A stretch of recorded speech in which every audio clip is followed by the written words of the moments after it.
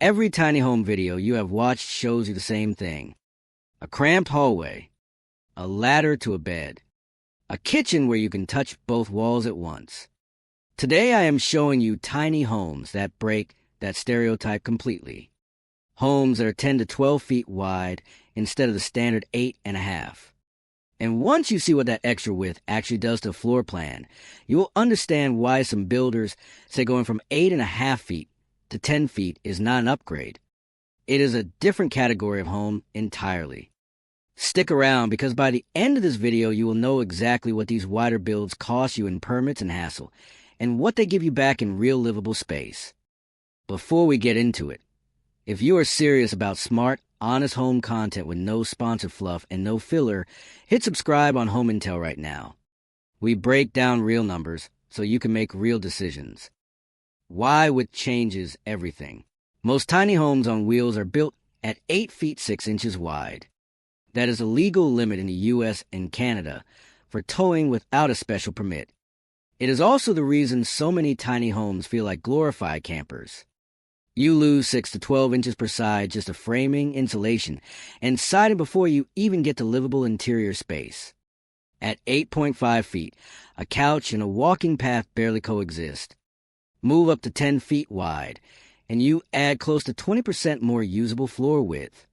Jump to 12 feet, and you are looking at a home that can genuinely fit a queen bed on the main floor, a real hallway, and a kitchen with counter space on both sides.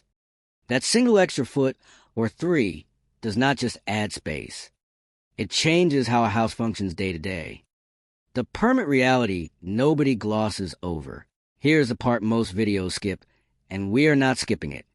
Anything wider than 8.5 feet on a public road needs an oversized load permit, and that permit is issued per state, not once for the whole trip.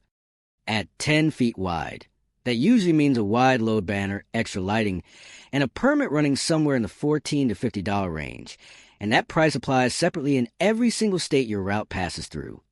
Tow your home across 5 states, and you are filing for 5 separate permits on 5 separate routes.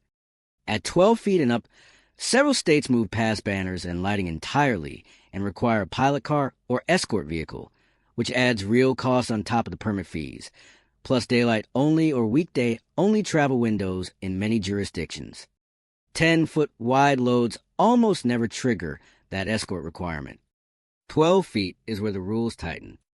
This is not a deal breaker. It is a cost and a logistics step. If you plan to move your home once, to set on a piece of land, and leave it there, this is a minor inconvenience. If you plan to tow it across the country every few months, the math changes fast. Builders in this space, including several West Coast and Utah-based companies that have expanded their 10 and 12-foot lines, report that wider trailers are now outselling standard 8.5-foot models by a wide margin. That tells you where buyer priorities have landed in 2026. People are choosing comfort and permanence over frequent mobility. Fixed foundation versus towable. There's a second path here that matters just as much. If you are building on a fixed foundation instead of a trailer, the federal road width limit does not apply to you at all. Your limit becomes local zoning, and many jurisdictions allow accessory dwelling units up to 12 feet wide or more, as long as you meet setback and code requirements. This is why a lot of the 10 to 12 foot wide tiny homes that look the most like full-size houses are foundation builds, not towables.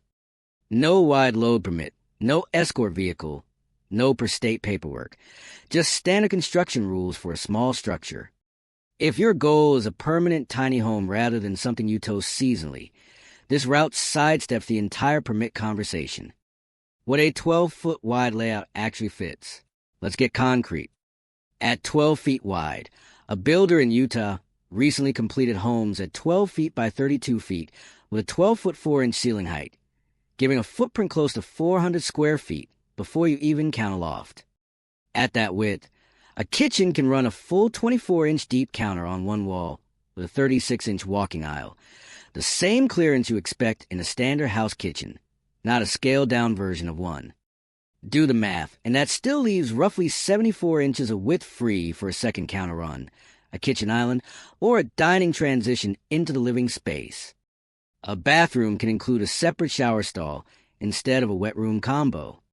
You get a real hallway instead of a pinch point between rooms. Deck over trailers and the height trade-off. A lot of these wider layouts are built on what is called a deck over trailer, meaning the floor sits above the wheels instead of around them. That eliminates the wheel wells that normally bite 6 to 8 inches into an 8.5-foot floor plan, and it gives designers freedom to place doors and windows anywhere they want instead of working around fender bumps. But that extra deck height comes from somewhere. Sitting the floor above the wheels raises your starting point, which makes it tighter to stay under the standard 13.5-foot highway height limit once you stack walls, a roof, and a tall interior ceiling on top. A build with a 12-foot 4-inch ceiling on a deck over trailer is working with a narrow margin at the top, so height planning has to happen early, not as an afterthought once the walls are framed. The trade-offs you need to know. This would not be an honest home intel video if we only told you the upside. Wider trailers cost more to build and more to move. Custom wide axle trailers are a specialty product, not an off-the-shelf item. So expect a longer lead time and a higher price point before you have framed a single wall. Insurance and financing for anything this custom can also be more complicated than for a standard 8.5-foot build, since fewer lenders have a template for it. And if you ever do need to relocate a 10 or 12-foot wide home, plan on hiring a professional hauler. Most owners of wide, tiny homes do not attempt that tow themselves. None of this makes a wider build a bad decision. It just means you are trading some flexibility and simplicity for square footage and comfort, and you should walk in knowing that trade exists. If you want a tiny home that still feels like camping in a nice way, 8.5 feet keeps things simple and permit-free everywhere you go. But if your goal is a home that feels like an actual house, one where you are not doing the tiny house shuffle around furniture every day, 10 to 12 feet wide is where that stops being a compromise and starts being a real living space. The permit hassle is a one-time or occasional cost, multiplied by however many states you cross. The extra room is something you live with every single day. That is a real story on wide, tiny homes for 2026, the good, the expensive, and the bureaucratic. If this saved you from finding this out the hard way, hit like and subscribe to Home Intel, and drop a comment telling me if you would go 10 feet, 12 feet, or stick with standard. See you in the next one.